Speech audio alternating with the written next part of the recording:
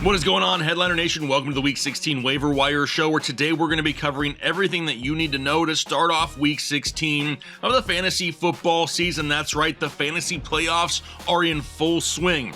And just when you thought things couldn't get any worse, Week 15 happened. Week 15 was one of the biggest weeks of the year when it comes to injuries to viable fantasy players. We saw Brady Cook, the quarterback of the Jets, score just 11 points. However, he still outscored the likes of Justin Herbert, Sam Darnold, and Joe Burrow. How about guys like Tyrone Tracy, Tony Pollard, and JCM Ja'Cory Krosky-Merritt outscoring guys like Christian McCaffrey, Chase Brown, Jonathan Taylor, and Derrick Henry? I mean, we now live in a world where Jalen Nailor is better than Justin Jefferson, and Brian Thomas Jr. comes alive for the fantasy playoffs despite sucking nuts all year long. But it gets even worse. How about the Seattle kicker Jason Myers scoring more points himself than Ladd McConkey, Kenneth Walker, Quinshon Judkins, Joe Burrow, Justin Jefferson, and Ashton Jeanty combined? But the ultimate troll job that this game gave us in Week 15, out of every running back, wide receiver, and tight end in the NFL, no one scored more points than Kyle Pitts. The injuries are getting unbelievable. The weather is Arctic cold in the Northeast, and we're all fighting just to put a team together each weekend. Now let me tell you this about the waiver wire this week. We've exhausted most options all season long, but don't forget, in the fantasy playoffs, it's also about playing defense. Maybe your opponent just lost Patrick Mahomes. You may not need a quarterback, but you can go out there, take the best available, so your opponent can't pick him up and use him against you. And you can do this for all the different positions. It's really important to look at this from all different directions over the next couple of weeks. You're just trying to survive and take away a championship. Now, in today's show, we're going through the usual topics. We'll talk about the top injuries that we saw in Week 15, the best available players out there on the waiver wire right now. We'll do some waiver wire power rankings, starter stash, FAAB budget recommendations, and some Streamin Ds. Now, there are timestamps to all these different sections down below in the description, and if you enjoy that, do me a favor and hit the like button if you haven't already. But all right, it's Monday morning once again. Got to get those juices flowing for another couple of weeks. So we're going to go ahead and try another Monday night double up on Underdog. Now, last week's ticket, it missed by just 2 damn tackles. Everyone out there, thank Cooper DeJean for that. But let's try to hit it here this week once again. In this show, I'm going with this ticket on Underdog. You can follow along if you so choose. But for Monday Night Football, I'm going Jalen Waddle over 39.5 receiving yards, Calvin Austin over 4.5 receiving yards, and Riley Patterson, the kicker of Miami, to go over 1.5 field goals made. If this hits, it's a little bit more than double your money. But honestly, the deal gets even better than that. So right now is a perfect time to sign up on Underdog, even though the season is coming to an end. Maybe your season is over. Come feel that excitement here on Underdog with us. All you gotta do is head over to Underdog Fantasy or download the app, create a new account using the referral code Headliners when you do so. Then all you gotta do is make your minimum $10 deposit and you're ready to play alongside us. But there is a little bit of a cheat code. When you put just $5 on the ticket that we just discussed, whether you win or lose, they're going to add $75 in bonus funds directly into your account. Then, if this ticket hits, you'll have extra money on top of that $75 that you can play along with us through the NFL playoffs. Even if you bet $5 and lose, you're still going to end up with more money than what you started with. Plus, anything you win over the next few weeks is just money in your pocket. Come on, dudes. I know there are a lot of you out there doing a lot worse for $10. But it's an absolute no-brainer in my opinion. There's links down below in the description, but okay, let's go ahead and dive into some of the top injuries that we saw in Week 15. And like we mentioned earlier, no shortage of injuries in Week 15. Top of the list has to be Patrick Mahomes. Suffered a torn ACL. His season is done. The Chiefs are out of the playoffs. And he's got like a 9-month recovery right now. Woody Marks, he suffered an ankle injury. Dude is always hurt. He's always in the blue tent. He's kind of turning into like Christian Watson. We'll talk about that in a second as well. But he left the game in the second quarter. The game got out of hand. They did not need him. He is currently questionable to play in Week 16. Bam Knight, running back of the Arizona Cardinals, another ankle injury. He was actually carted off the field, but X-rays came back and they're negative, so it wasn't a serious injury, but we're not expecting him in Week 16. Roma Dunze of the Chicago Bears, he re-aggravated his foot issue before the Week 15 game. More than likely, he misses Week 16 and is questionable remainder of the season. Chris Rodriguez, the running back in Washington, he was unexpectedly ruled out just before the Week 15 game. Now, typically with groin issues, they last more than just 1 week, and with Washington already being eliminated, do not be surprised if they use a little bit more JCM Ja'Cory Krosky merit here down the stretch. Then we have Devin Neal, running back in New Orleans. He suffered a hamstring injury. He was ruled out fairly quick, which tells us that this injury will more than likely cause him to miss some time, at least Week 16. But that was not the only hamstring issue in Week 15. Devontae Adams, we saw him pull up on a deep shot down the field. Highly unlikely he plays in Week 16. More than likely, he doesn't play Week 17. And if I had to guess, by the time we get to Week 18, the Rams have already clinched a playoff spot. But if they've clinched a seed or the division by that point, they may rest him anyway, and that is horrible news for fantasy owners. After that is Christian Watson of the Green Bay Packers. He suffered a shoulder injury. He was actually taken to the hospital. Now, word has already come out that he avoided major injury, but it does sound like he's going to miss some time. Then RJ Harvey suffered a rib injury, and if it's a true rib injury, more than likely he's going to be out Week 16. Hoping for something minor. We haven't seen very many details on this one yet. Hoping he can play in Week 16, a name to pay attention to. Micah Parsons tore his ACL as well. He is done for the year, similar to Patrick Mahomes.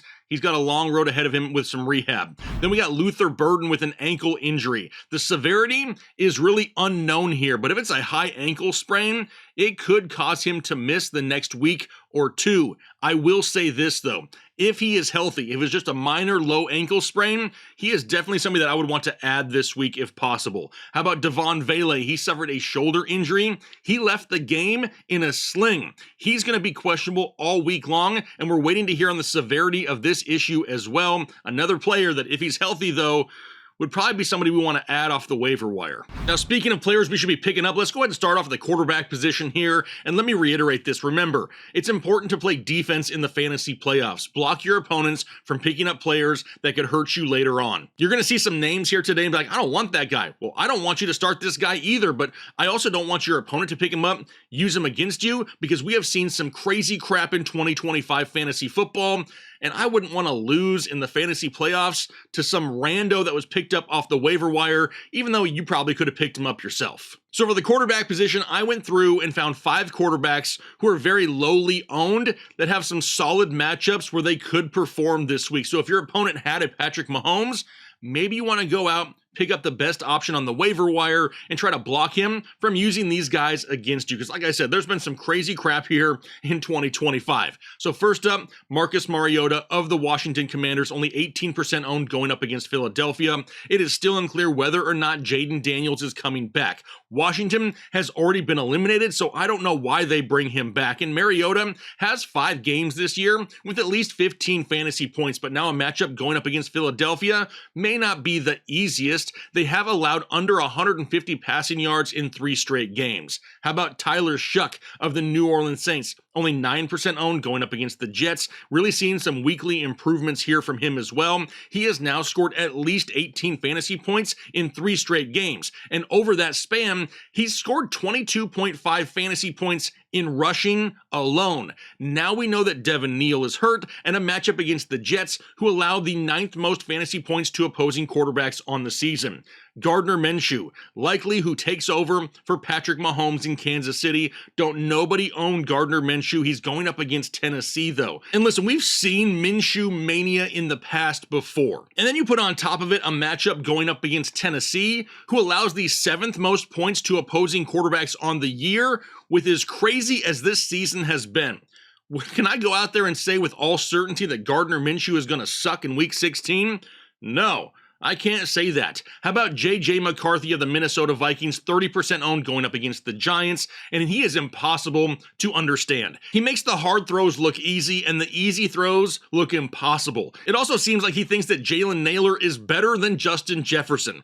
But he does have multiple touchdowns now in 4 of his last 5 games played, and in a matchup against the Giants, who allow the 4th most fantasy points to opposing quarterbacks, wouldn't surprise me in Week 16 if he has a decent game. Also, Bryce Young of the Carolina Panthers, 17% owned going up against Tampa Bay, and this one has huge division implications. Both these teams are sitting at 7-7, and they play each other 2 of the next 3 weeks. This is Bryce's chance at home. He's scored at least 15 fantasy points in 3 of his last 4, and the Tampa Bay defense allows the 3rd most fantasy points to quarterbacks, and we just saw Kirk Cousins torch them in Week 15. Now on to the running back position. Not a ton. Blake Corum, we will continue to talk about Blake Corum until people actually pick him up. Only 35% owned. He's been in the show for weeks. But now LA has clinched a playoff spot. They haven't clinched a division, they haven't clinched a certain seed, but they've clinched the playoffs. Which means this 50-50 split between him and Kyren Williams will be stronger than ever for the rest of the season. Corum has 4 touchdowns in his last 3 games, and he's had a run of at least 24 yards or more in 3 straight. Now, if you remember earlier in the season, Blake Corum was considered one of the least efficient running backs in the entire NFL. As he's gotten more of a role, as he's gotten more touches, he's gotten a lot better. He may not be somebody that we can pick up and just start, but I would definitely pick him up to block an opponent from using him against me if they're in dire need. Now, how about Michael Carter of the Arizona Cardinals going up against the Atlanta Falcons? And with the Bam Knight injury and the news that Trey Benson will not be returning this year, it looks like we're right back to Michael Carter and Amari DiMercado in Arizona. Carter is expected to have the slightly larger role in this backfield against an average Atlanta defense. Then we have Jahar Jordan of the Houston Texans.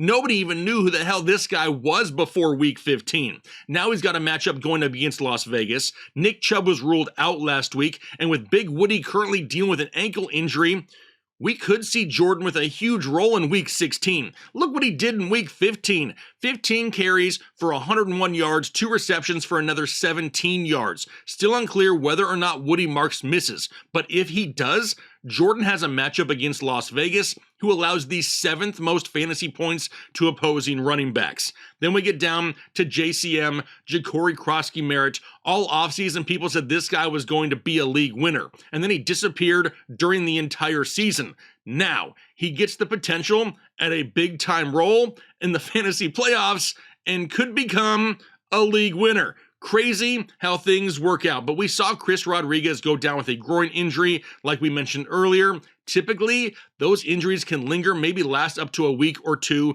but now JCM comes in to Week 16 with a matchup going up against Philadelphia, who allows just over 22 fantasy points per game to opposing running backs. As of late, they've been easier to run on than throw on. Plus, we saw JCM in Week 15 look pretty good against a below-average run defense of the New York Giants. All right, down to wide receivers. How about Jalen Coker in Carolina going up against Tampa Bay? He's only 5% owned, and it took 14 weeks, but Coker is finally starting to turn into what we thought he would be for Bryce Young. A binky, but now he's had at least 60 plus yards and a touchdown in back-to-back games, and now they get a must-win game at home against Tampa Bay, who was just torched by Kirk Cousins and the Falcons. He's available out there. After him is David Sills of the Atlanta Falcons. Don't nobody own David Sills, but at this point, the Falcons are eliminated, and we don't even know if Drake London is coming back. But aside from the explosion of Kyle Pitts, the next most impressive wide receiver, the one that at least Kirk Cousins is going towards consistently, is David Sills. He had 10 targets last week. And if London sits again in a matchup against Arizona, he's probably going to hover between 8 and 10 targets once again in Week 16. How about Jaden Reed of the Green Bay Packers, 42% owned going up against Chicago? And with the injury to Christian Watson, we could see the role of Jaden Reed change. Does he turn into more of a downfield threat? We've seen him do that in the past. We've seen him excel at that in the past. And now he gets a matchup going up against Chicago, who allows the 4th most fantasy points to opposing wide receivers. Then we get down to Luther Burden. We talked about him in the injury section. He's only 17% owned. He's questionable to play with an ankle injury. It is unclear whether or not he's going to play in week 16. But if he does, we've seen him with a larger role here due to the injury to Rome Odunze, who once again re-aggravated that injury. So if Luther Burden is good to go, he's got an opportunity to continue getting right around 8 targets a game.